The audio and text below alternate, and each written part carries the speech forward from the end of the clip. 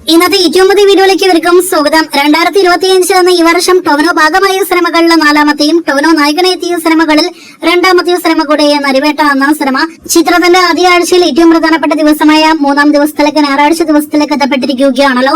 ഇന്നത്തെ ട്രാക്കിംഗ് കളക്ഷനിലെ പ്രതീക്ഷിത പോലെ തന്നെ മികച്ച കളക്ഷൻ വർധന സിനിമ നേടിയെടുത്തിരിക്കുന്നു. ആദ്യ 2 ദിവസങ്ങളിലും 82 ലക്ഷത്തിന് മുകളിലായിരുന്നു ഇതേസമയം കേരള ട്രാക്കിംഗ് ഗ്രോസ് എങ്കിൽ ഇന്ന് സിനിമയ്ക്ക് 1 കോടിയും കടന്ന് 1,20 ലക്ഷത്തിന് മുകളിൽ കേരള ട്രാക്കിംഗ് ഗ്രോസ് വന്നിരിക്കുകയാണ്. ഈ മഴയത്ത് വളരെ മികച്ചൊരു കേരള ട്രാക്കിംഗ് വർധനയാണ് ഇന്ന് മൂന്നാമത്തെ ദിവസം നരിവേട്ട കേരളത്തിൽ നേടിയെടുത്തിരിക്കുന്നത്. ഇന്ന് 2 കോടി കേരളത്തിൽ ഗ്രോസ് ഉറപ്പാക്കിയെന്നാണ് നാം പ്രതീക്ഷിക്കുന്നത്. അങ്ങനെയെങ്കിൽ ആദ്യ 2 ദിവസങ്ങൾ കൊണ്ട് കേരളത്തിൽ 3 കോടി 50 ലക്ഷത്തോളം കേരള ഗ്രോസ് വന്ന ശ്രമിക്കുക. ഇന്നത്തോടെ 5 കോടി 50 ലക്ഷം കേരള ഗ്രോസ് വരുന്നതാണ്. അപ്പോൾ ആകെ മൊത്തത്തിൽ നോക്കുകയാണെങ്കിൽ ഈ അവധിക്കാലത്ത് മെയ് മാസം തിയേറ്ററുകളിലേക്ക് എത്തിയ മലയാളം സിനിമകളിൽ അതിവേഗം കളക്ഷൻ കുതിക്കുന്ന ടൊവിനോ സിനിമയായിട്ട് നരിവേട്ട മാറിക്കഴിഞ്ഞിരിക്കുന്നു.